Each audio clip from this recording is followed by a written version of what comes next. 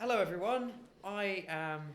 Oh, I thought you were going to shake my hand. Yeah. We'll do a handshake anyway. So, I'm Jamie. This is Ujwal, and we're here for our podcast. The name of the podcast is Zero Hour Thoughts, and the reason it's 0 Hour Thoughts is like there is no time for our thoughts to come in. So Spontaneous. Spontaneous. Anytime. So you're lying in bed and you're like, I have a golden idea. I sometimes like to keep my notebook by my bed, and then I wake up and I write stuff down. But both of us, we just have these odd perspectives of life, and we sort of bounce off each other. It's quite magical, our conversations, I think. hopefully you'll find it that way as well. Yes. That it is magical and worth listening. Well, basically, we are new worlders. So that's the word that I'm coining. Hopefully, it will be in Oxford Dictionary one day. Wow. When you're writing your book, please mention that word. Coin. Yeah. What does it Coined. You know, someone who coined the term. It's like the first time the term was used by Coined. someone. Yeah. C-O-I-N-E-D. I understand coined. Yeah. He's British, Oh, British. and I'm having to teach him the word. Oh, no. I know what the word coined means. I thought you were saying you made a new word that was different. Oh, yeah. So the new word that I made is worlders. W-O-R-L-D. Not welders, the worlders. I don't know how to say it. Welders? W-O-R-L-D-E-R-S. Welders. Yeah. So what it means is like the wanderers in the world. So we are the new wanderers in this world. That's beautiful. It's very poetic. So basically, this podcast and the following podcast is about us having conversation on different topics. And today the topic is, what does it mean to be a youth at this day and age? We grow up with computers, we grow up with mobile phones and devices, and I don't see many of us out there representing ourselves and asking tough questions, such as, what does it mean to be a man?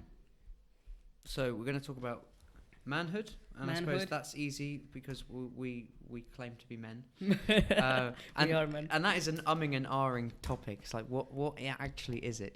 In this day and age, to be a man. So we're not having this conversation in order to question someone's sexuality or something No. like that.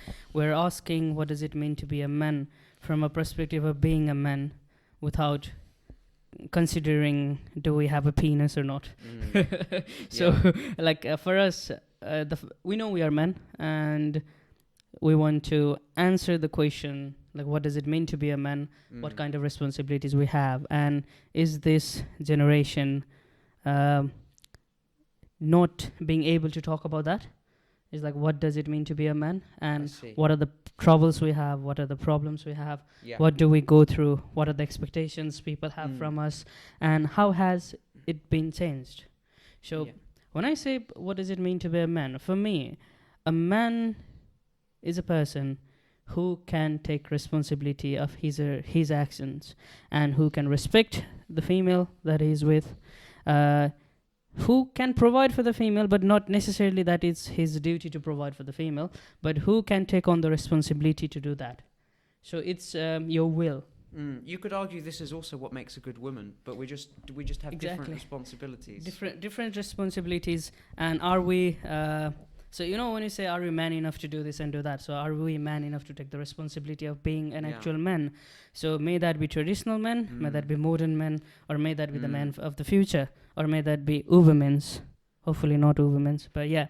I have a question for you at this point. Yeah. What do you think the rise of people like Andrew Tate is reflecting about young men?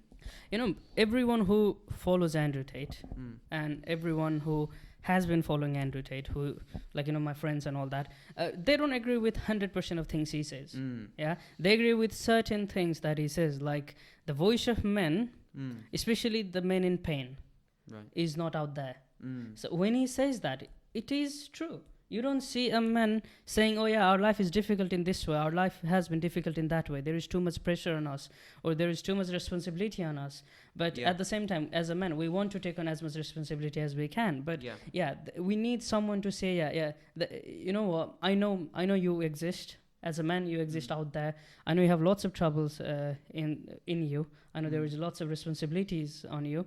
But you can do it. You can be successful. Yeah. And these are the things that you can follow in order to be successful. Maybe that will work. Maybe it will not work. So when he talks about that kind of things, he is very relatable. I think that's probably, I would say. And he's funny as well. He is funny, but for me, I would say maybe this reflects like 20% of the time, but like 80% of the time, it's him talking about maybe how many cars he has. Yeah. Or So him smoking cigars, you know, with whiskey and stuff like that. in one of the podcasts, Louis Theroux was asked by the podcaster. The podcast is called DOAC, The Diary of the CEO. I love that guy. Great podcast. Great podcast. So in his, he asked like, "What color is your Bugatti?" And Andrew and Louis Theroux, he says, "I don't care about the Bugatti. I don't even like the Bugatti. That's my opinion. I don't like Bugattis. They don't look." So a Ferrari car looks way better than a Bugatti car. Like a hypercar, supercar. Even I would say even a Lotus. Have you seen a Lotus? Oh, Lotus, yes. Yeah, they're low quality Ferraris made from the UK.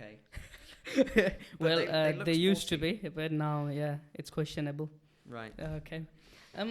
Anyway, getting back to the and one thing that I would like to quickly mention is like we tend to go into tangents. So our podcast is not scripted. Our podcast, sometimes we don't even have subtopics that we talk about. It's just us having conversation, and in the future we'll be able to invite someone so that we can have conversation with them. Maybe it will be some famous person, or maybe it will be an interesting person that we met on the road.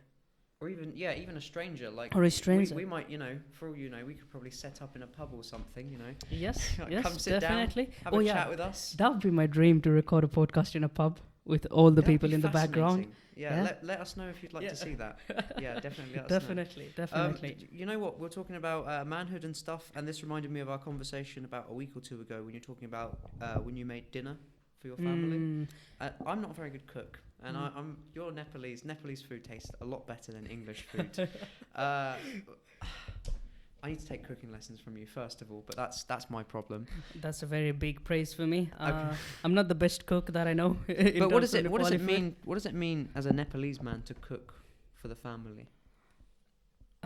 It gives me the sense that I'm doing something good for everybody. Like the food that I'm preparing will be eaten by everyone in the family, and they might enjoy it. And when they enjoy it, it gives me the sense of satisfaction that, oh yeah, I did that. So I grew up in a single parent home. I grew up with my mum, and so I was always the man of the family, as I was the only man in the family, and I had lots of responsibilities. The first time I remember, like in Nepal, we have these like gas cylinders that we have to go and buy. The gas doesn't come in a pipe. So I was around 13-year-old. My mum gave me the money and she said, "Go and find where you can buy it from." So it took me whole half of the day to find the place where I could get the cylinder from. And then I came back home and I argued with my mom. It's like, you knew where it was. Why couldn't you tell me? Like, why couldn't you tell me to just go and get from that place? Why did you make me like look for it? And she said, how many other things that you saw when you go to look for it?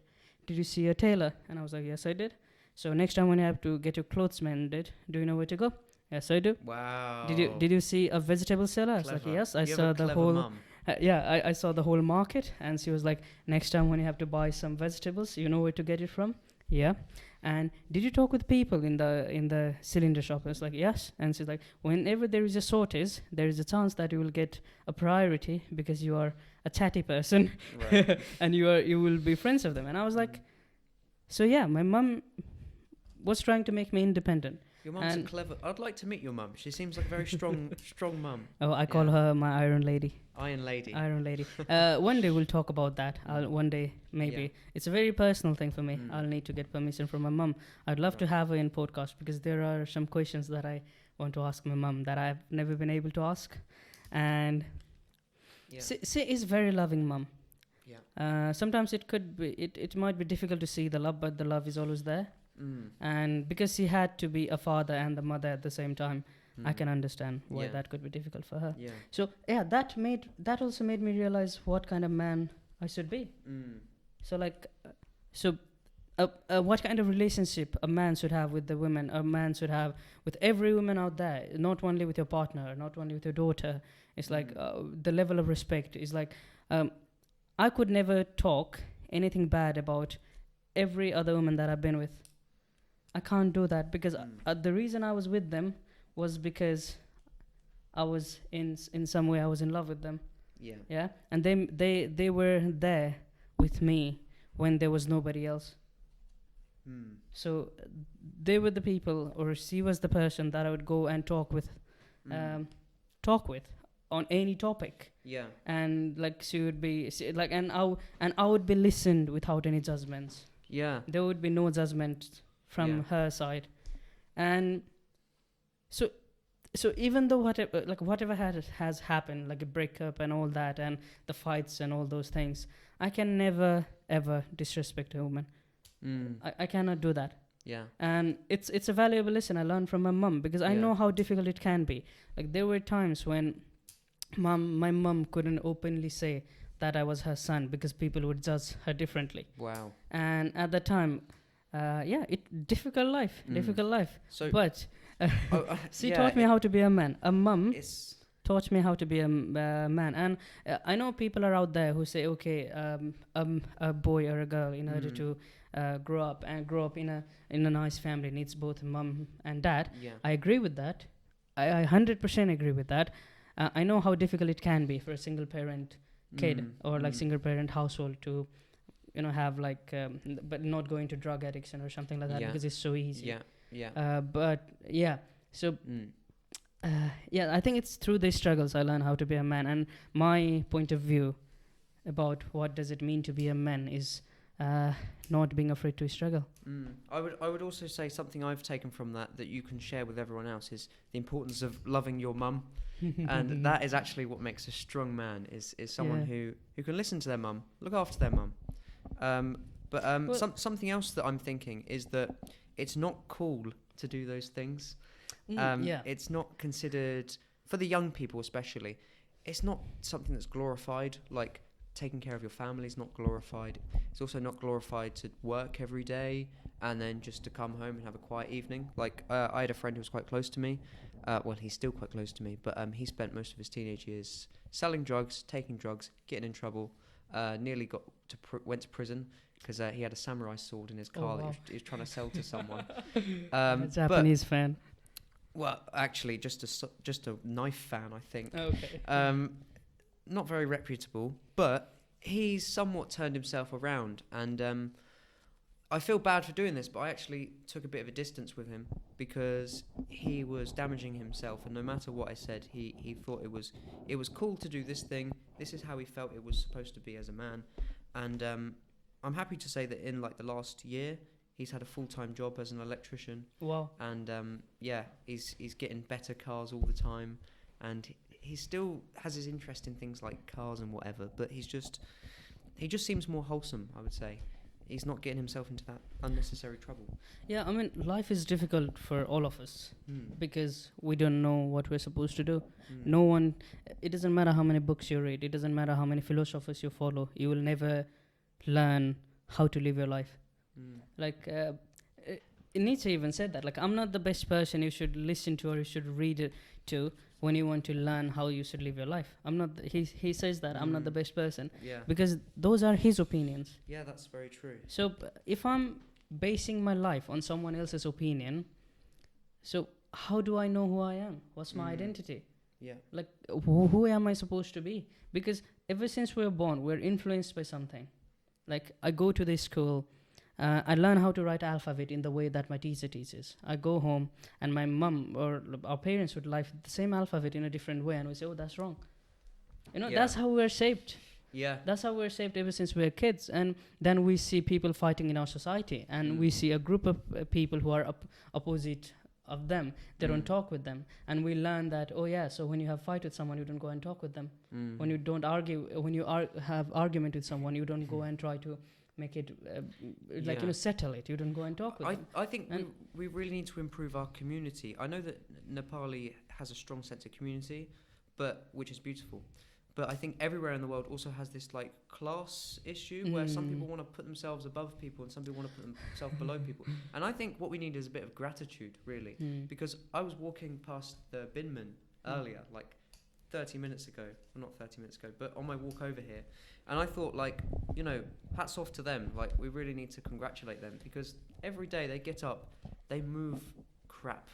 they move it and they take it to the incinerator and it gets burned.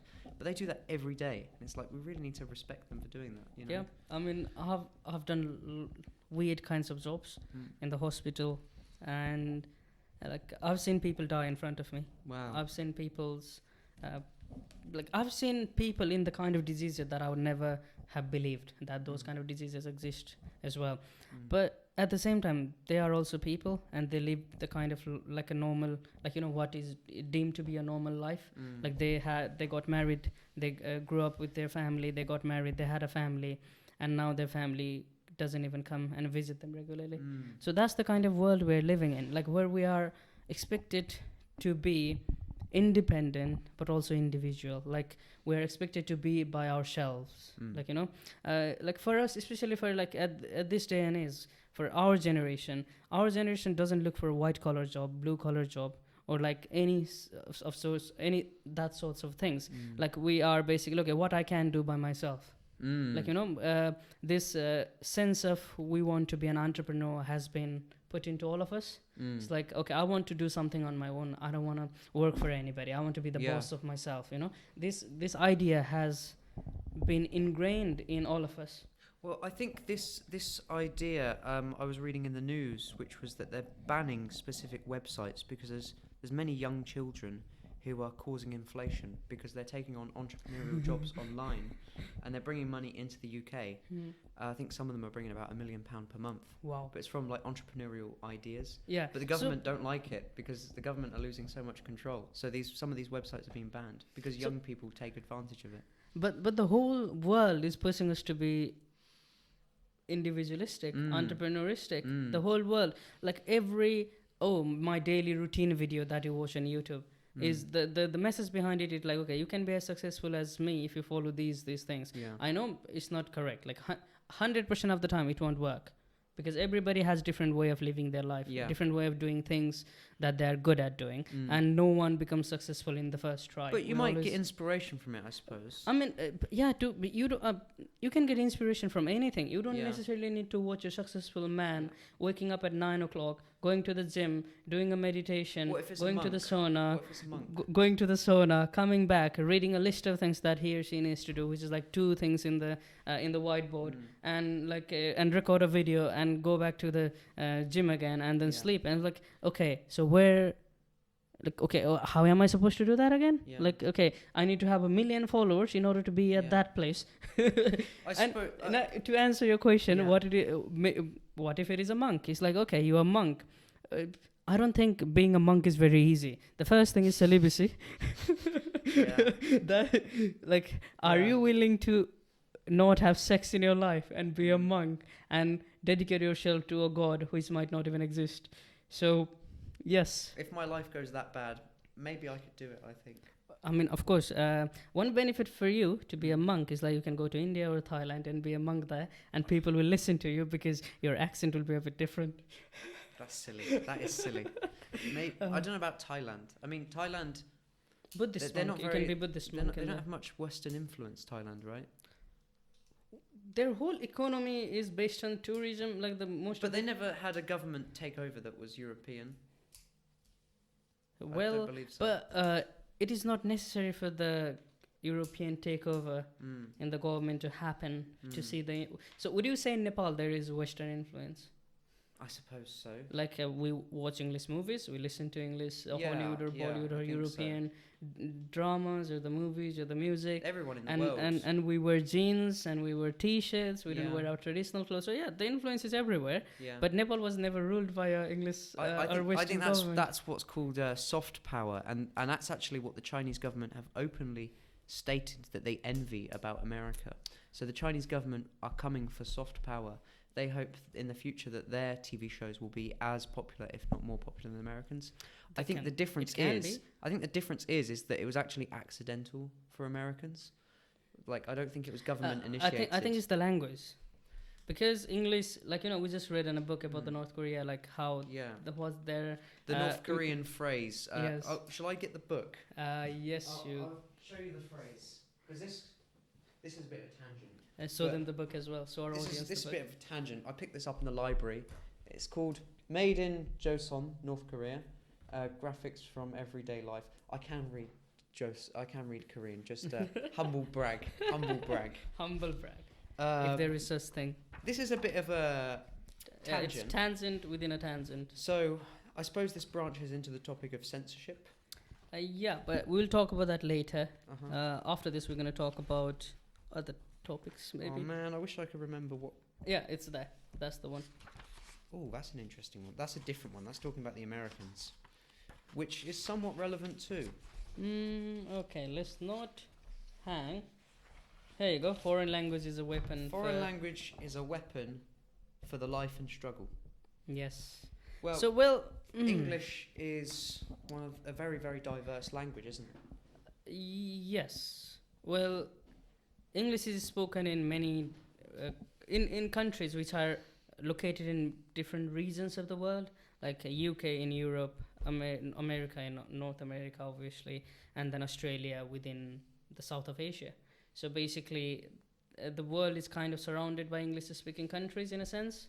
And the influence of America, of course, after the World War II, America became the most developed country in the world with the largest economy, and yada yada yada. And then everyone started looking up to the America. It's like, okay, we need to trade with them, and what is the language spoken in the trading, and it's the English. So that's how English became very widespread, and also the British colonialism. Right. So that also made English very famous. And then when the dramas and the movies started coming up in English, then people started watching, and they were one of the first pioneers to make movies on different topics using different technologies. Well, so of course we're fascinated. Sorry to interrupt, by the but I English. think it's also both cultures collided. There was something called the Transatlantic Accent.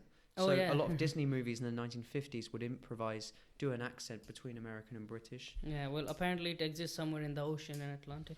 Yeah. I don't know how is that possible. Okay, Yeah. to get back to the topic, I think we should talk more about individualism. Like how our do you think we are more individualistic than our the generation before us? Okay, well, if we take this really right back to the start of the conversation, if we talk about the youth, are the youth more individualistic now? Yeah. I would say, No, from your perspective, because you are a youth. okay, I'm a youth. Do I feel more individualistic than, say, my mum and dad or my grandparents? That's hard to say, because being individual is something very personal, isn't it? Like, I'm never going to truly understand how my granddad was an individual in the past. But you can understand.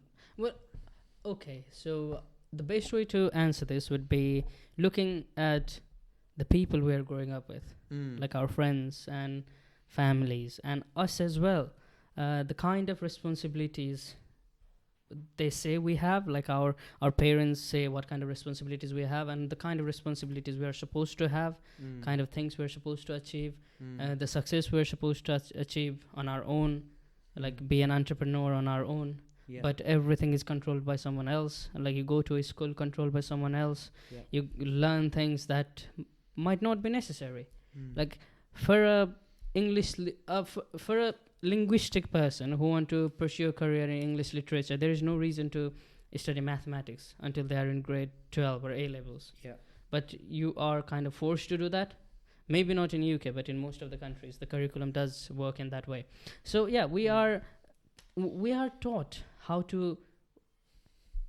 We are never taught how to work with people, but we are taught to work with people, but not. So okay, let me rephrase that. So we are taught to go out in the world and work for a company or work for like work in the society, but we are never taught how to work with the people in the society. Like, you know, working with people is a module in most of the universities for the first year students. The module name is working with people. Like, we are having to learn how to work with people at the university. Yeah. How weird is that? That is odd. Like, that is should it not be the case that we, as a human beings, we inherently know how to work with other people? You like think so? Maybe if the the problem society is too much attention on it. Maybe the problem is that we're focused on the problem. or maybe the problem is that the community just doesn't exist anymore in most of the countries. There is no sense of community. Or maybe There is sense of we're individualism. bouncing loads of questions off, or maybe the community's got to a point where it's so big that it's impossible for us to Well, reach every corner. You can always make a community that comprises of 5 houses. It doesn't have to. It doesn't matter. Like it doesn't matter whether you are in London or whether you are in some remote place in Wales. You can always have a community. So what unless you have like one house which is surrounded by miles and miles. So what is this then? Shared values, I would say. What I would say is like, okay, what do we learn from these days? We learn from our parents' accents and we learn from YouTube. Whatever we see in the YouTube is the reality. They never had YouTube though, let's not forget. No, they didn't have, but we have. Yeah. And now when we're talking about us, how individualistic, like, when someone says, okay, you need to learn this, you say, oh yeah, I can learn that by myself. I can go and search it in YouTube. YouTube's, I would say, one of the most brilliant platforms for free speech. I love yes, YouTube. Yes, it can be, unless your government, like, basically tries to ban your channel in YouTube. Well, that's okay. Strong government. Yeah. So I think we are individualistic. We are very, very individualistic. We care about what I should be like, what other people should call me by, like what name other people should call me by, and what I should do. Like I should be respected. It's not necessary you should be respected everywhere you go. I think people have to trust you to respect you. Maybe they're polite at first. But as this generation, we are demanding other people to respect us. It's like just because we are a human being. Yes, just because you are a human being, you are supposed to be respected, but you need to earn the respect. And you don't earn the respect just because you are a human being or just because you walk in a community. Like the opinion is like, if you go in a temple with your shoes on, yes, that could be correct way to go into a temple for you, but it's not for the people who made the temple. So they will not like you wearing the shoes. You've had experience with this, right? I have had experience with this in India. There is a temple called New Delhi. Yeah. There is a temple called Lotus Temple, and it's made by the religion called the Baha'is, and it's open for everybody. And so it's not wrong to wear shoes in that temple. Like there is nothing wrong about wearing a shoes, because shoes is a part of a garment. It's a part. It's a cloth that you are wearing. You are covering your body. It protects your feet. It protects your feet. Yes, it's serving a function. Yeah. But because it's in our feet, and feet is always, so top of your head is the most respected part in your body, and top of your feet is the least respected part of your body, even though it's your own body. Is this to do with chakra? It's not for those reasons. I don't know why. It's like, when you hit someone, you hit them with leg. Actually, can I tell you something interesting? Every cathedral in the UK is pointed with the head of the cross to the east, because that's where the sun rises, and the feet are pointing westwards. So every cathedral looks like a cross. Okay. Yeah. So that's the reason. Yeah. I didn't know that. So yeah, basically, I don't know in how many cultures this exists, but it's like, so basically, leg is not the feet. Touching the feet is the way of showing someone that you are bowing. Or kissing the feet. Yeah, kissing the feet or touching the feet shows that you are submissing to someone. Yeah. So basically, in order to submit someone, you use your feet. Yeah, and you step on all nasty things with your feet, like with your shoes and all that. So your leg is not the most respected part in your body, and that's why whatever you put on to cover it is also not respected. Like people don't like someone taking off their hat, but people won't mind someone taking off your shoes in the same way. My partner, she's Japanese, and you should never wear shoes in the house. But because I think the reason is you carry lots of weird stuff outside the road to wear the shoes. It makes plenty of sense. It's very weird that Europeans insist on wearing shoes in their own house. I agree with that. However, what I wanted to say is that my partner's a bit more experienced with Western ideas, and maybe she's a bit more individualistic than her grandma. Her grandma would never, ever, ever wear shoes in the house. Saya's done it a few times. Maybe it's because she's a teenager. Maybe it's because she's had different experiences. But every time she steps in the house with her shoes on, her grandma says, "You are a ghost. You're a dead person." Because the only people who wear shoes in the house are the coffins. In the coffins, they have shoes on. Okay. And they're placed and they're inside buildings. So that's the only time that someone's allowed to wear shoes inside the building. But Saya says she hates it when her grandma says that, because it's just. Well, I mean, it sounds. Yeah. It does. It doesn't sound very nice. It's a bit dramatic. Yeah, but I think the reason why you should not wear shoes inside your house is like when you. Take your muddy shoes inside the house, in the carpet or in the floor. It's very hard to clean it, and who cleans it? It's disgusting. It is. I don't like it. I don't like it. All right, let's talk about love, relationships, and sex for our generation. The S word. Yes, the S word. The S word. What do you think is more famous? Is love more famous? Is relationships more famous, or is sex more famous? Well, my like spur of the moment initial thought earlier when you first wrote this down was that it's much easier to understand sex than it is to understand love, because love seems to be something that's very personal. It comes out of nowhere. Yeah, and it's not something you can describe to someone, you know? I could describe, like, the Kama Sutra, right? Like that can Well, Kama Sutra is not all about sex, but okay. yeah. Usually I would like to specify it's not all about sex. I understand. But it is famous because of the sex. It explains how to do it. Yeah. But no book really, truly explains how to do love, you know? Yeah. Well, I mean, love... So, you know, when someone asks, why do you love me? You don't have an answer. You can't say, oh, because of your eyes, because like that's not all of it. You know, it just happens. Like there's different forms of love, though, right? Like there's romantic love. Yeah, there's which involves sex. Romantic love, maybe worldly love, like a love for everyone, your fellow man. But there's also love, like you could say, I love this microphone. You know. Well, it could be the reason. There's the function it serves. Like the purpose it is serving. I believe it's three categories. One's romance, one's family, and one's like purpose, like this microphone. So you love your family because you cannot unlove them though. Yeah. Unless they're a terrible family to you. But not just family, but also like nature, meaning. I would say things that are meaningful. So there is no way to describe love. Is that what I mean? Yeah, that's what I believe. Okay, yeah, that is interesting. Now, when you think about it, yeah, love is difficult to understand because it happens out of nowhere. You never think of today I'm gonna love. You know, but you can say, oh, today I'm gonna have sex. That can be said, and that can be achieved as well. It is an action, yeah. I suppose. But in order to have an intimate, sexual, romantic relationship, you need a love in there. So you need love and sex in order to have a romantic relationship. Maybe, but I don't know. I don't know everything about it. But too, I would say. No, you don't need sex for friendships, though. No. I'm saying in a box. Yeah. If you were to have the perfect relationship, I think. Okay. Probably sex for intimacy and obviously reproduction, and love. And friendship, I would say. There's probably other factors too. I don't think it's just love and sex.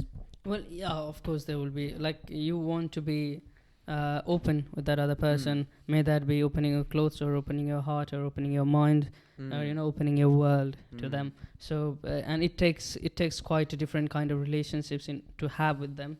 Like a friendship relationship, like a stranger relationship, or a normal person relationship, or a human relationship, in order for you to completely be open in front of them. May that be in terms of clothes, house, your heart, or your brain. So yeah, but I think, so I do understand what you mean. And I think the reason why sex is more popular is it's easy to achieve. Yeah. Sex is more easy to... I mean, it looks like it's easier to achieve. And I think our generation is kind of scared to fall in love.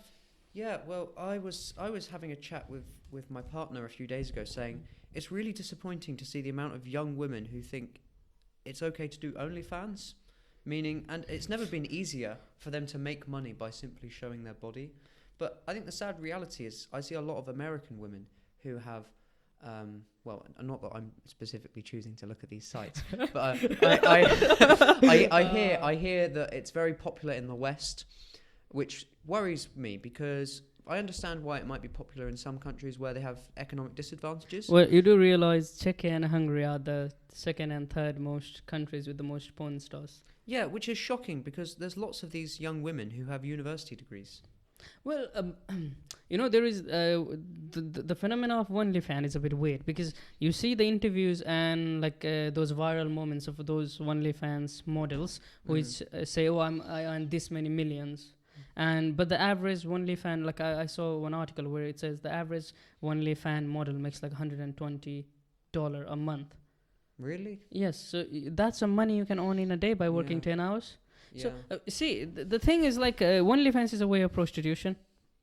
Whatever you say, it doesn't matter. You are showing your naked body to a man in order to arouse them, and what do you get in return? You get money. Isn't that prostitution?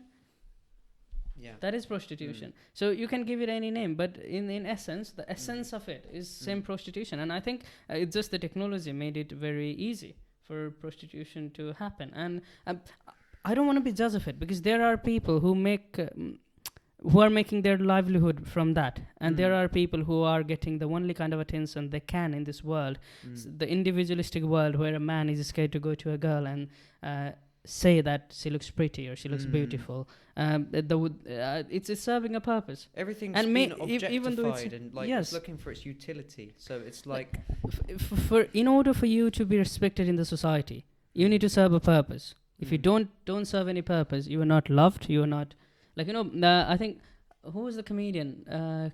It was Chris. The Chris Rock. Chris Rock. I know the he said phrase the only people who are loved unconditionally is women's and dogs. Men's are loved in and condition children, that right? they provide. Yeah, women, children, and dogs. And it's very.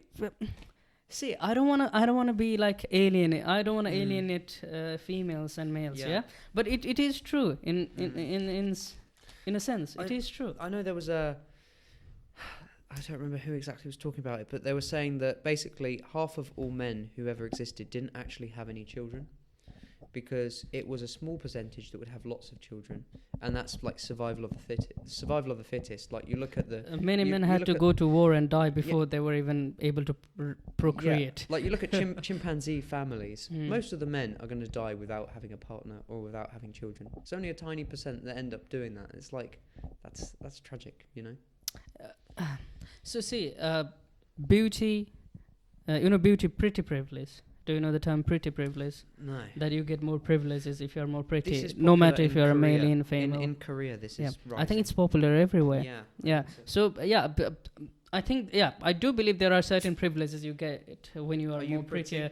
Well, I don't want to be a handsome young man. Okay, that's very flattering. That's very, very flattering. I wouldn't know if I'm handsome, like compared to whom. If you're comparing me with Brad Pitt, then I'm not that handsome. He's attractive, isn't he? So, so attraction works in weird ways. There are people find weird things attractive, and it's their individualistic choices and the experiences that shapes them in order to like the kind of things they like. There used to be a time where being skinny was all the rage for male and female.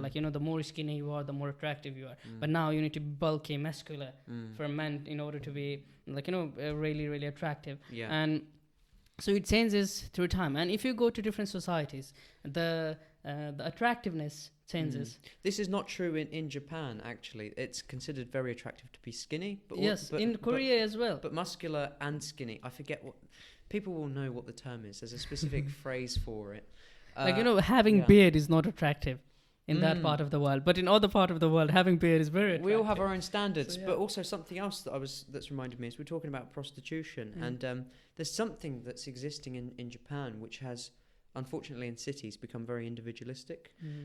Lots of young men never actually speak to women. So they're there's actually a word for them, isn't it? Yeah, but they're actually, I don't remember the exact word, but they're actually paying to chat. They're actually paying to chat. Can you argue that's would you argue that's prostitution?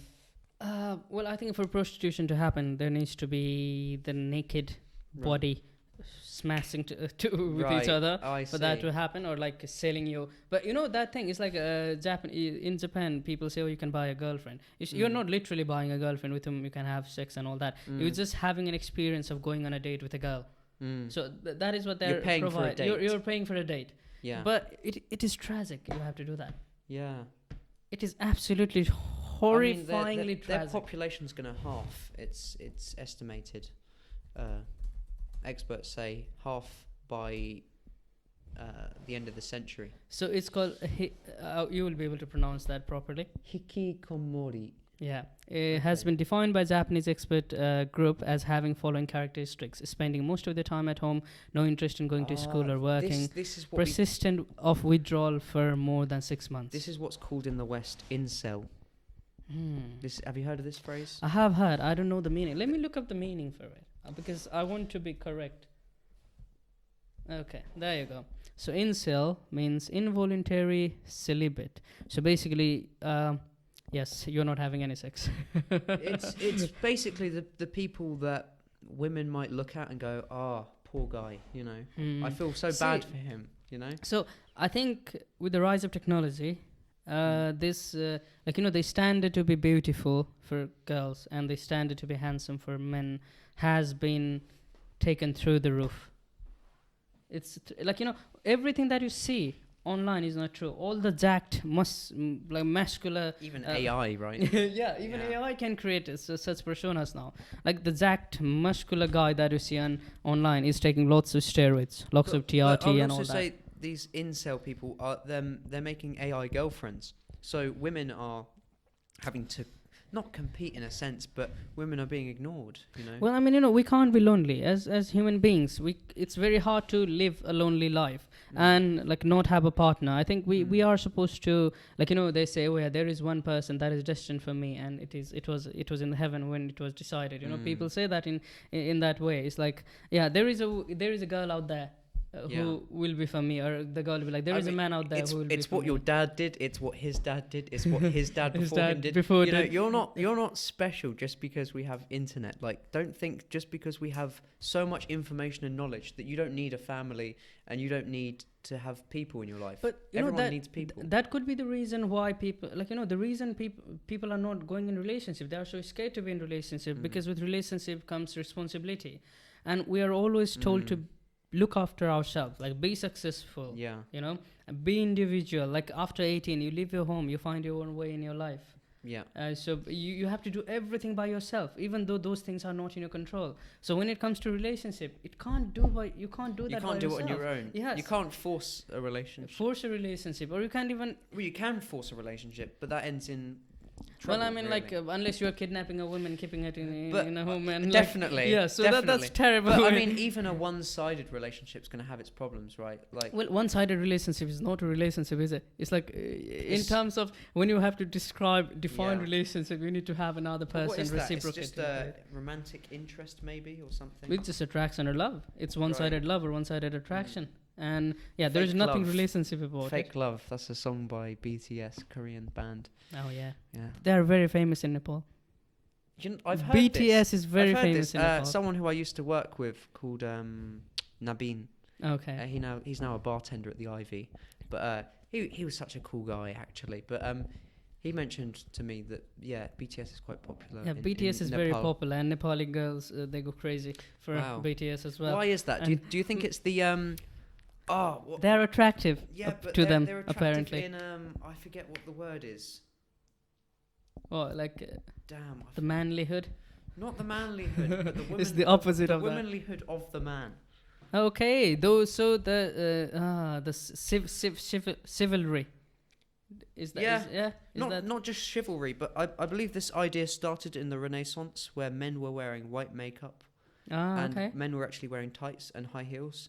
And that was the origin of, I don't know, I think it's New Romantic or something like that. So see, I wouldn't say there is a certain way a custom for men is supposed to be and the custom for female is supposed to be, because it's a human construct, right? And the human construct can be made in any way, and you can make rules because it was made by us. It's not natural.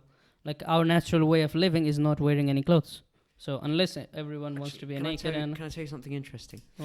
Basically, in this country about 500 years ago, the colour for men was pink and the colour for women was blue. Apparently, and it changes. So I mean, these things are human constructs. So we change it all the time. We add new things to it. Like it goes from this to that to that to that all the time.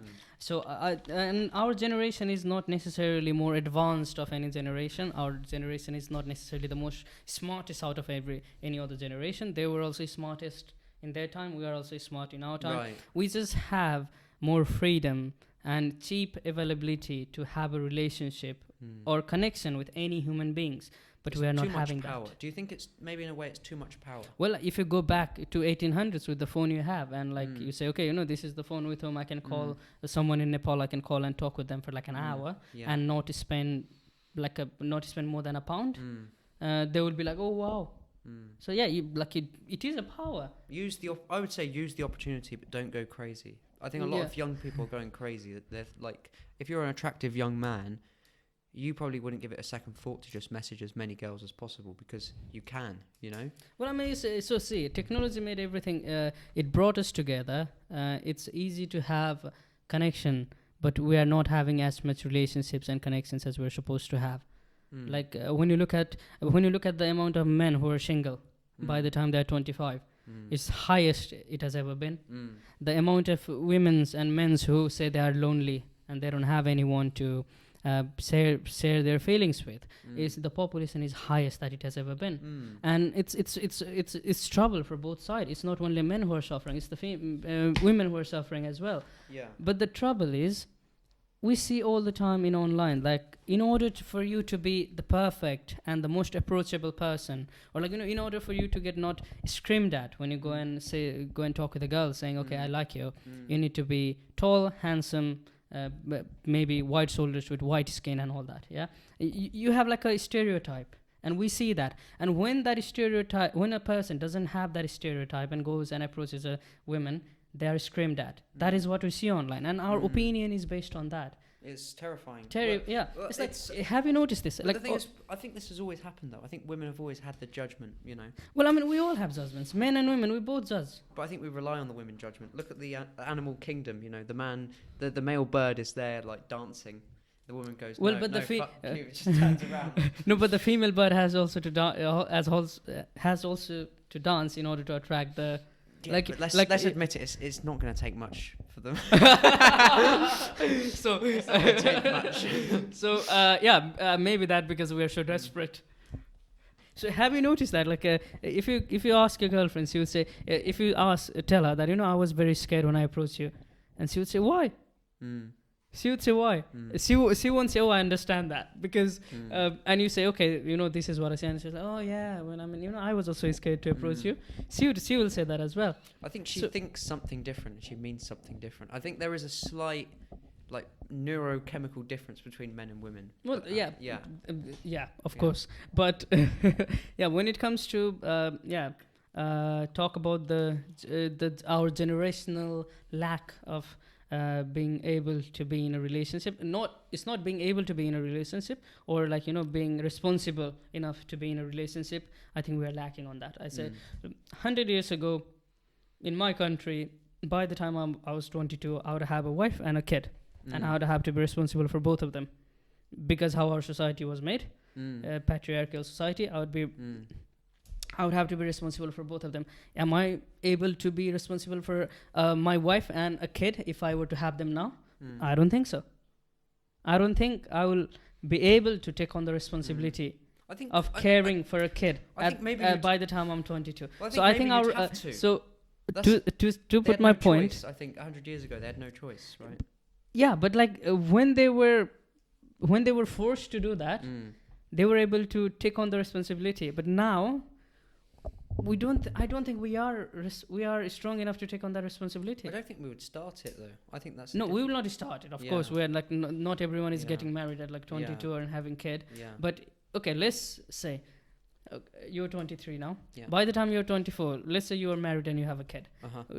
Do you think you will be able to raise that kid in a way that your parents were able to raise you when they were at that age? No. So that's my point. It's like we are not strong enough to take on the responsibility that we would have to take if we're born like 100 years ago. I think we've got more reflection. We've got more space for perfecting what we want to do. We have got more space to be individualistic. We have got more space to explore ourselves, be ourselves, and basically care for ourselves. I don't think it's necessarily a good thing. That's what I'm arguing. I think there's good and bad sides. Like your great-great-grandparents would have no time to think about their external conditions. Yeah, they had to think about like surviving. As soon as they have a child, they're thinking, right, I need to feed this child. I need to help my wife. Like they're thinking that all the time, every time. Like. So it's a privilege for us that we have this opportunity to be very individualistic. Right. But I think it's taking away the essence of being human being from us by being very individualistic. Like, what do you think is the reason that you exist? That's a tricky question. You can try to answer it. Well, I could say, oh, it's because my mum and dad had me, you know. Well, yeah. But then their mum and dad had them, you Yeah. know, and before them and before them. But it could be another Jamie, not you, Jamie. So what do you think that you what do you think is the reason that you, Jamie, exist? Because I was the fastest swimmer in that pool. Among some trillions others. We've all won a race. We all got first place, all right? Let's give ourselves We've that. always had. Yeah, Even we're the you winners. got first place. I got first place. You got first place. Unless you have a twin. True. Or unless you're like, I don't want to say that. No, I was thinking. No. of something. No. All right. Okay. So, so what do you believe in? Do you believe in nihilism? Do you believe in existentialism? Do you believe in realism? What do you believe in? I would consider Or myself agnostic, but no. In terms of existentialism, like, do you think there is a reason we exist, or do you think there is no reason we exist? I mean, there is no reason for our existence. I don't What think do you there's a believe? particular reason. I think there is a reason why we exist, but I do also believe that we are not. It's not necessary for us to know what that reason is. In terms that we can define the reason.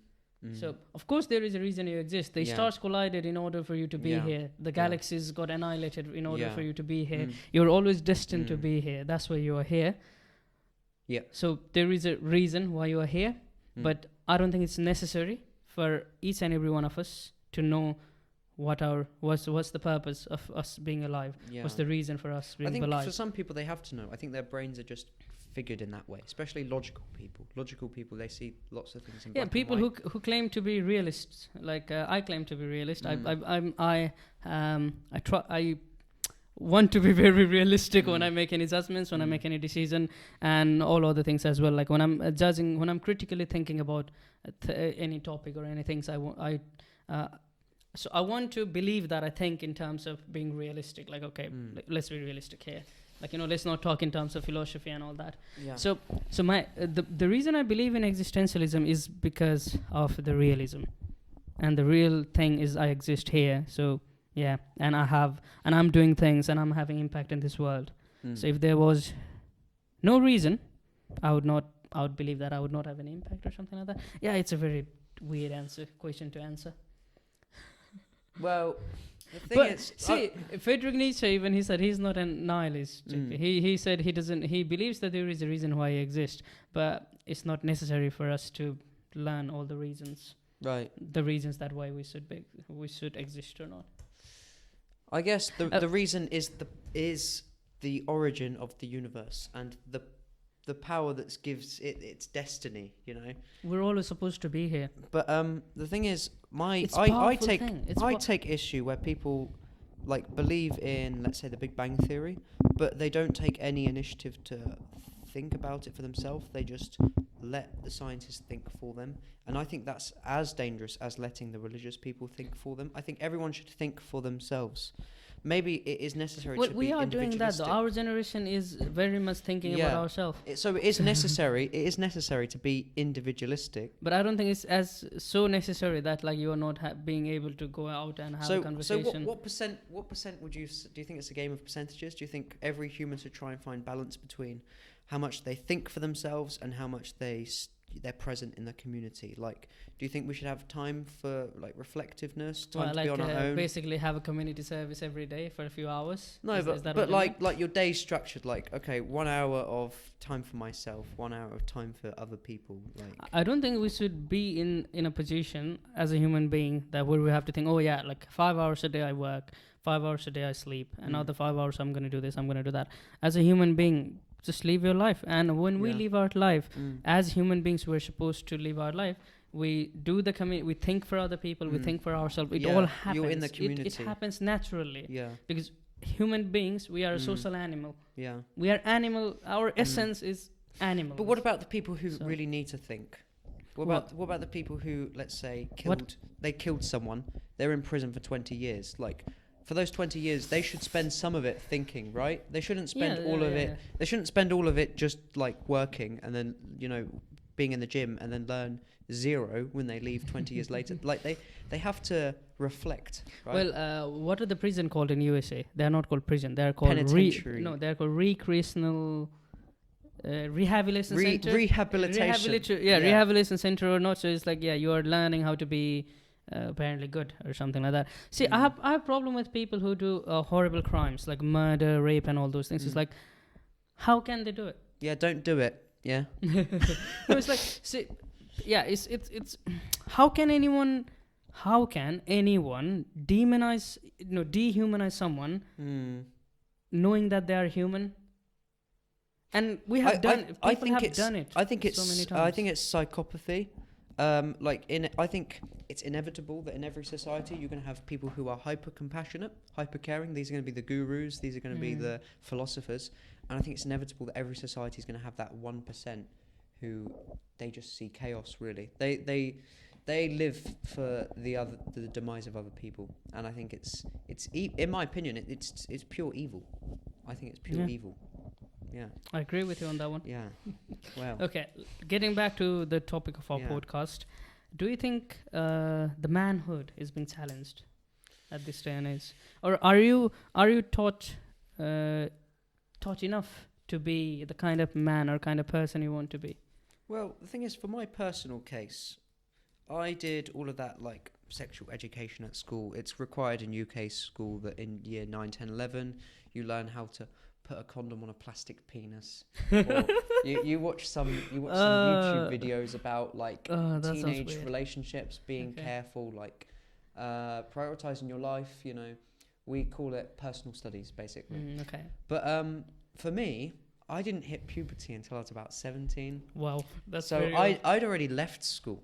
So that's good and bad for me, because that means I had a very innocent childhood. Like, I was in secondary school and all I thought about was studying, So for me, that's benefited me. But it did also mean that when I was going through sixth form college, so 17, 18, 19, like I had like a whole persona shift. Like my whole world basically got turned upside down, and I've been trying to like refigure since, as an early adult, trying to...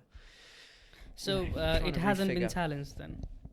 I think I've had to do a lot of learning for myself, but obviously my family's been there for me. So when people claim that their manhood is being challenged, do you think it's their own, because of their own personal fault?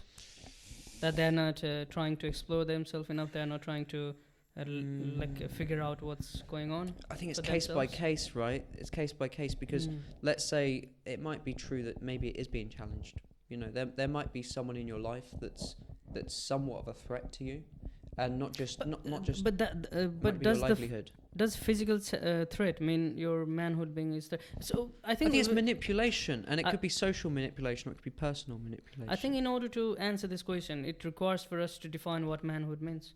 Right. So. And I don't think we're capable enough, honestly. I think we'd have to ask our grandparents. I'd have to ask my granddad. I don't think, these are human terms that we make: manhood, womanhood, and like all those other words of different, like alpha male, beta it's male. Not what a lion thinks about. It's not what a chimp thinks about. Yes, and as human beings, we're thinking about it quite a lot, I think. And I think the problem is we're thinking about it. I think we should just stop thinking about it. Yeah. Yes. But then not thinking about it comes with a lot of acceptance. So, like, I will have to accept, for example, my shortcomings. Other people have to accept their downfall, Like, everyone has flaws. Yeah. Everyone walks different. Everyone talks different. Right. Everyone likes different things. And there's beauty in that. If we all were same, there is no reason for you to make make Jamie a friend. I can make any other... man a friend. This is what utopian societies are based off. This is like what the communists tried to achieve in the Soviet Union. They wanted every worker to be at the same level. They wanted everyone to be the same in their respect. There was a bit of meritocracy in there as well. So I don't think that was 100% true. I don't agree with that. The meritocracy is based on that every human is equal. Yes, and I think every human should be equal. Yeah, but there's no end goal. That's my point. Okay. Like, there's no... So like there is no highest... Because the utopia means everyone has to be... This is difficult. I think utopia forced means everyone has to be the same, but a utopia optional means everyone is allowed to be different. I don't think utopia should be a thing, no matter if it is forced or But optional. I think we should aim for utopia. See, Why we shouldn't aim for the opposite? We shouldn't aim for a society where people do terrible crimes, right? See, I don't. Sorry. We shouldn't aim to have a society that has terrible crimes. Like, we should all be thinking of a future that's best for everyone, right? Yes, yes. So, But that includes some weird principles of some people. I think who it's acceptance, also tolerance, but I think that the societies that try and force it are the ones that go the most wrong. You know why utopia seems good in books? Tell me. Because it's a good thing to read about, but not to implement. It's good to watch people living in a utopian world, but it's not necessarily something that you would want to experience. Have you watched a movie called The Zone of Interest? This is out of question, but like No. it's basically the commandant who was taking who was the highest highest ranking person in Auschwitz concentration camp. So he tries to have a normal family outside, literally outside, next to the wall. Yeah. So basically, this is the most difficult movie I have ever had to watch. Like, it's up there with Schindler's List. I love Schindler's List. I would That's put beautiful. I would put it up there. That's me in tears. Schindler's List. Man, I cried last night watching this movie. Yeah. So he is like having normal life. He has his kids, and his kids surprise him when it's his birthday and all that, and he goes to swimming with them and all that, and like and his wife is like has this lavish garden, which is like which one side of the garden is the Auschwitz wall. Wow. And when her mother comes to visit their home, she's saying, "Oh yeah, that's the wall for the camp, isn't it?" And she says, "Yes, we're trying to grow vines so that we'll cover it." Wow. So all this goes, and like in the background, in the background sound is like all these screams of kids and women and men and the gunfire and all that. Yeah. And they are living their life as if it's normal. Yeah. And so there was this. So basically, the idea is that like you don't have to be philosophically evil in order to do evil. Like, a common human being can also do evil. This is what I did my dissertation on, actually, and it was inspired by a book called Ordinary Men, and it basically said that the Wehrmacht, the regular army, were given instructions from the SS, who were the military police, and the SS were saying, you need to round up this amount of Jews, you need to take them to this place, you need to kill them on this day, and people followed instructions because they were instructions, you know? Yes, it's like so they were not even if they were not philosophically motivated, even the common human beings can someone who looks like a common human being, looks like who is living a normal life, can do such atrocities that we can't even imagine. Yeah. And I think it's important for this generation to learn. I think it makes you lose hope, but I think it's a valuable lesson, like it is a valuable lesson for the next generation. And I think our generation should learn from it. It's like how quickly, like a common human man, like a person, like you out there, who might not have a principle or who is not following a philosophical life, like your life can change in a minute. Your life can change in a second. Like, you would go from being one of the kindest person in the world to the one of the most evil person out there. And I'm not saying everyone. I think everyone has the tendency. Everyone has the tendency to be evil, but some people are inherently so evil that we can't think of them. I have a bit of a fresh idea that just came up. I think this might be why we make so many jokes about places like North Korea, because we don't actually understand what it's like to be those people. Exactly. We think we're so oblivious of how it. stupid they are to watch an illegal movie and know they'll get killed. But the thing is, they don't know that, you know. And if you were in their situation, you wouldn't know that too, right? I mean, is it stupidity to watch a movie? No. They just want to learn. They just want to learn. That's it. See, they know the world exists out there. Yeah. And okay, just imagine yourself. You were raised in like a box, and you are never allowed to leave the box. But you know the world exists outside the box. Right. That is literally how North Korean people are being treated. Yeah. They know the world exists outside the world. They are bombarded with the negativity to all the other countries around them. Yeah. but they are not allowed to watch or like hear or listen anything from that outside world. Yeah, especially South Korea, which is sad because South Korea is the most similar people they have. Yes, they're all same people. And I think one of the big issues is that they're being ignored, and this is branching out into foreign policy a bit. But I think President Joe Biden is one of those characters which is ignoring a lot of people. I think he's not. I mean, I would say the only good feature of Donald Trump was that he actually spoke to Kim Jong Un, and he actually spoke he was to the Putin. he was the only president in America during whose Right. time there was no war. But he's also the very big first thing. and only president to step into North Korea, North Korea and to shake the hands of Kim Jong Un. Kim Jong Un. So, what do you think is the political perception in younger generation? Do you think every one of us is following this, or is it like so impossible to avoid it because it's everywhere? Like when you see Donald Trump shaking hand of Kim Jong Un on Instagram, on Twitter, on Facebook, it's everywhere. So, do you think we are more politically aware because of that reason, or do you think we are not as politically aware as our previous generation was? I think Like maybe the best less example. confident. I think maybe less confident. I think that's the Western world's fault. I think the Western world just live in luxury, and everywhere else has problems. You know, the voting turnout in most of the countries, like especially in Western countries, is less than 50%. Wow. Yeah, that's Voting crazy. turnout, like, That's crazy. and mainly the in Spain. So in Spain is a country where old age, the nappies weren't owned by old people, is sold more in amount than the diapers for the young babies. So the reason being is like people are having less kids and all that. Yeah. But even though those old people, they are generally more richer than the young people, it is subsidized. The diaper for old people, it is subsidized, so it's almost free for you. But for like a young family, so there's a reason they'll not have to have buy. a family, really. The reason being is like they vote, and the government basically subsidizes them. Because they know they will be the person coming and voting. They know the young people are not coming and voting them, so they are not listening to young people. And it is happening in many countries, many countries. It's like the reason why pension rates goes up. Right, pension too. But like your education loan is not like it's all. Actually, something this reminds me of is like 2 years after Brexit happened, there was a survey saying if Brexit happened in 2018 and not 2016, the vote would be to stay in the EU because that difference was from people who are now dead because they are so old. So I think younger people should participate more in politics, and the reason we're not being participating in more of the politics is like in every country, most of the politicians are very, very old, and they have been there ever since we've been alive.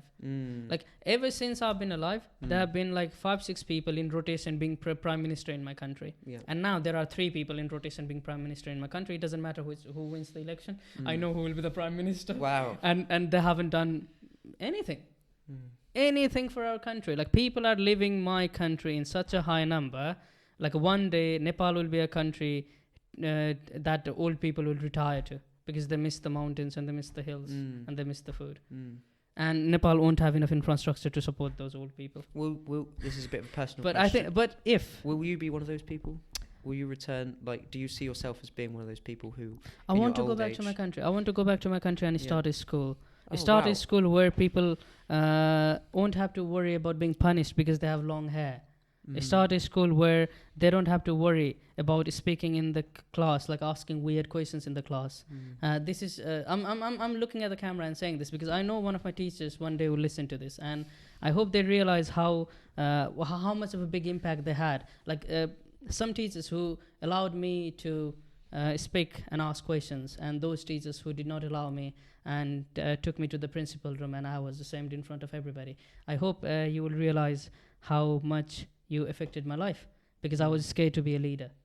Wow. And I know so many people in that school and in many schools who are scared to be leader. Like our generation is not taught how to be a leader, but we are expected to be a leader. Like, whenever you raise your hand, whenever you raise your voice, saying, okay, this is wrong, that's been going in my school, no one listens to you, they punish you.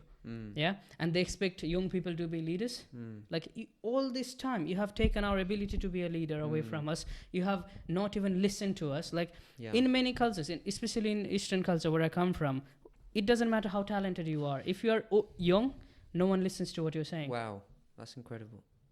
And so you are not listening to us what we're saying. You're not giving our, maybe it's a false perception we have about the politics, about the world, or even if it is true, perception we have. Yeah. You're not giving it any validation. You're not saying it is right, or you're not saying it is wrong. You are just making us quiet. I think maybe and old you expect people, us to be old leaders. people are scared of change, I think, because they're so set in their ways. No, but they also say that we are the future. We are the pillars of the country. Right. So if we are the pillars of the country, but our opinion doesn't matter. So what are we supposed to do? How I don't understand why is the generation before us. I don't know why they are expecting us to be leaders and all that, because you guys literally, in many places, literally take the ability to shape a man or a woman to be a leader. You took that away from us, and you are teaching us how to, and you are forcing us to be leaders. I think you and I would make for good teachers, actually. Would I? I tend to. I'm very strict, apparently. Right. When I was tutoring, less so strict. See, the way of my so my idea of teaching, I used to tutor when I was in grade 12. I was tutoring grade 10 and grade 11 students. So my way of tutoring was I used to tell them, you're very insignificant if you don't know how to do this. I know that's a very, very bad way. I'm. That was the way I was taught. So I thought that works. I mean, I think I knew better, but I stuck with it. I knew it was bad, but the reason I can't justify it. But yeah, I would not be that kind of teacher anymore, because I know people. Okay, let's say I'm teaching heat and thermodynamics, one of the physics, and I'm teaching about the linear expansion of a metal or anything. I know there is a YouTube video that will teach way better than me to the student. So how should I teach it? I think my job is to get them interested in it. Definitely. Rather than force the topic, my job is to make them interested enough that they will go home and watch the video, or they will listen to the half of the lecture and learn from it. I agree. Yeah. So, but the main primary focus of the teacher, I think teacher's job has been a bit changed by the technology now. Now the job of a teacher is to make student interested enough in the topic by not presenting 48 slideshows in 50 minutes lesson, but by having a marker or a whiteboard or having a chalk or in my school I would have a chalk and a blackboard. Okay. I would not allow anyone to have a PowerPoint presentation. It should be like a specific thing. Not every class will have PowerPoint presentation, because students, we frankly don't learn from PowerPoint presentation. We learn from someone expressing with their hands, writing and all that. So yes, I would teach in that way, and I would I would take on the responsibility to get the students interested in the topic, rather than that sounds great. Making them mug up whatever they're learning. I was just thinking what you're saying earlier about your teachers discouraging you to be a leader, and I think in that case it's actually it's a universal truth, which is those are the types of people who maybe tried to be a leader and it didn't work out for themselves. So then they want to tell kids that's not going to happen because it didn't happen for themselves. So it's like they are treating us how they were being treated. Basically, it didn't work for them, so they don't want it to work for you, because they'll be jealous. The thing? It's how I say, last week when we so we have recorded this podcast twice already, and we didn't have audio at one time, and the other time we didn't have the video tragic. or the audio. It was very tragic. Yes, and in one of those topics we talked about this very same thing. It's if what kind of father you want to be. I asked you what kind of father you want to be, and you said the father that the kind of father that you might never had or I might have never had. The things that your father did in certain way you would do differently. So shouldn't it be like that for every one of our teachers? It's they knew how bad it was for them. Shouldn't they try to make it better for us? I think it's jealousy. That is what I think. It's jealousy, maybe laziness. I don't mean to come for people like that. If you're waking up at 6 o'clock to go and do a job, I don't think you're that of a lazy person. True. I think it's a jealousy. It might be jealousy, and maybe it's a power play too, because they have knowledge. They have more knowledge than the child. Well, not necessarily. It's not necessary that my teacher knows more than someone who is younger than him. But it might be their pride with the knowledge. Yes, it is a pride with the knowledge. So the thing is, when a teacher makes a mistakes, you tend to lose respect of the students. So I think that should not be the case. I think making mistakes should be widely accepted, because I think that's what makes a good leader, because you look up to them and you're like, oh, maybe it's okay for me to sometimes make mistakes. If But the the leader reason, does. but the reason we scrutinize people who make mistakes is like when we make mistakes, we're scrutinized by our teachers. If they hadn't done that to us, I don't think we would reciprocate. Yeah, I think it's a voice that exists in their head, and subconsciously they're passing it on to us. Yes. So, and there are also kind of teachers. I remember this math teacher who was like we're not allowed to take mobile phones in our classrooms, yeah, but we used to sneak it in. And I was in one of the first rows, one of the first desks and bench. I was sitting down. I was playing a video game called Mini Milsia with other friends in my classroom. don't know that game. So yeah, it used to be quite famous. Okay. And so in every lessons, I'm like, okay, what is that? What is that? I ask questions, like I interact with the teachers. It's my thing. I mean, I can't stop doing that. And in that class, I didn't do all of that. And at the end, the teacher came to me and he said, "Are you sick today?" With genuine expression in his face, like with genuine care, he said, "Are you sick today? You didn't talk anything. Are you okay? Are you all right? Like, do you want to talk about something like after the class? You can come and talk with me personally if something." And I was like, shit. Was he right? No, I was not sick. I just ignored him in the class. Wow. For no better reason. And he expected, so he cared for me. He every time I did that, he was not annoyed.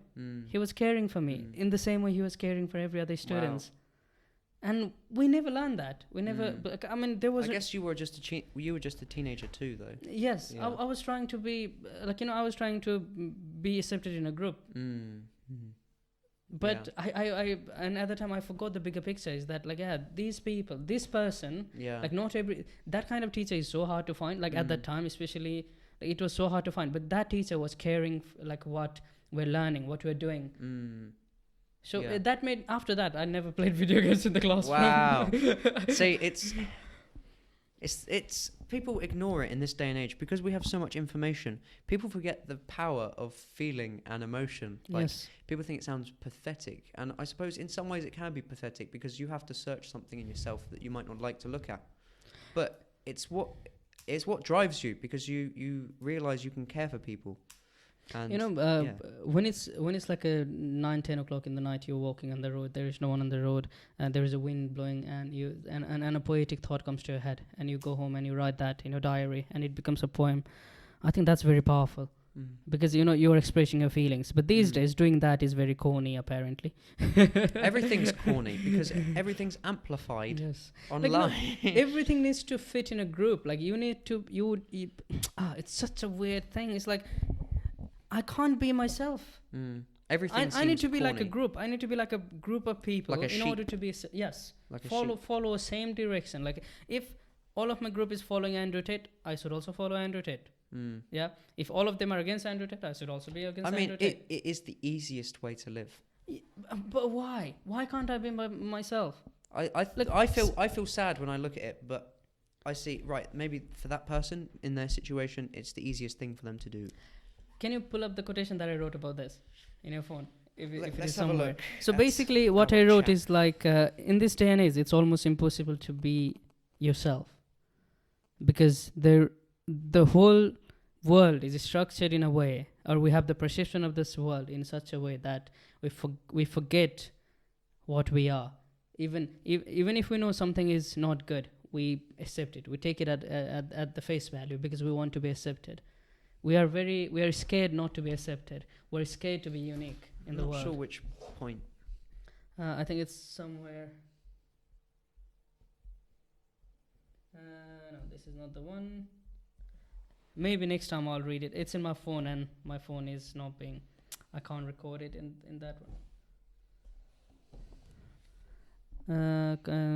Oh yeah, in the labyrinth of my consciousness, there are holes in the light of my comprehension that avoid me, and even the shadows of the things lack the gaze to look into my being.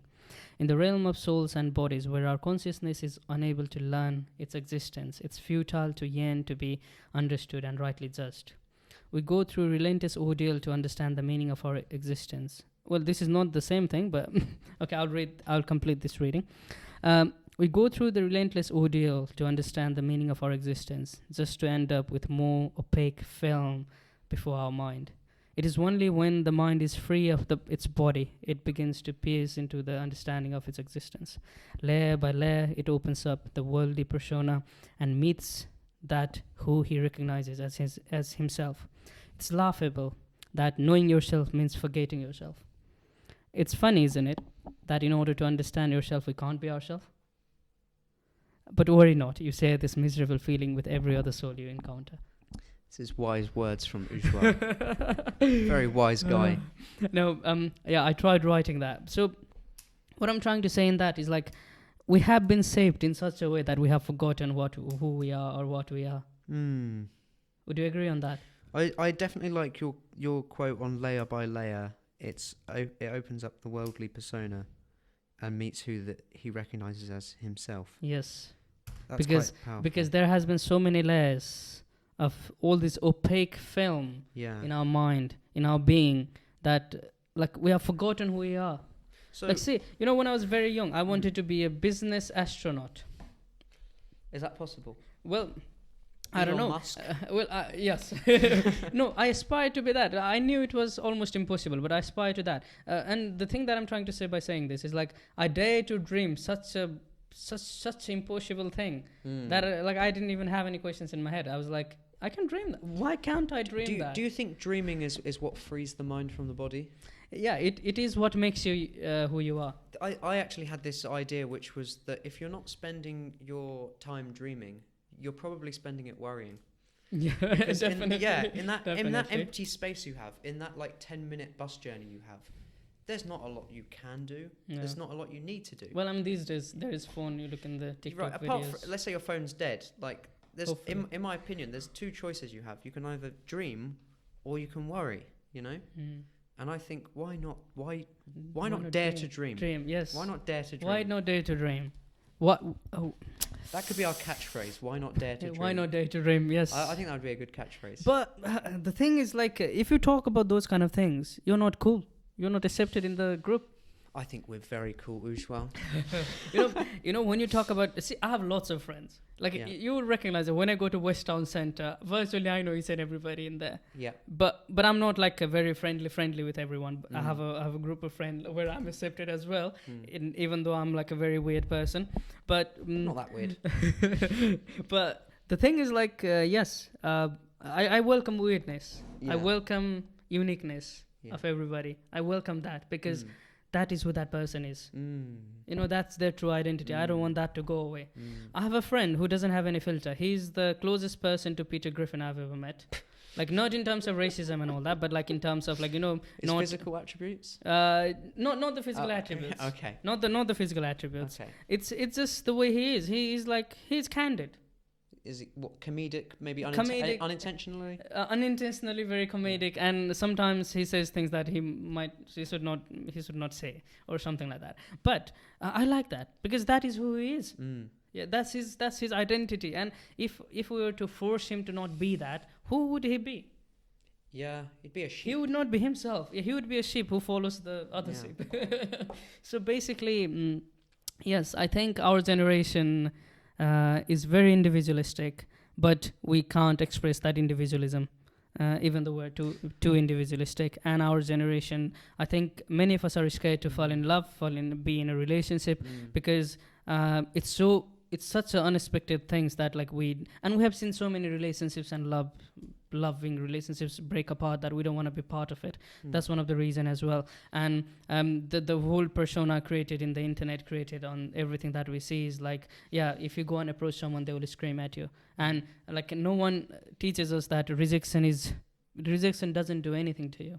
It's just a rejection. That someone didn't want to be with you, that doesn't mean you're any less than what you already are. I think... less than who you are. I think some people, they would rather die than be rejected. Of course, because it hurts when you're rejected, man. Like when you go and talk with someone, say, okay, I want to be... can we go out together? And she says no. It's hardest thing to take on.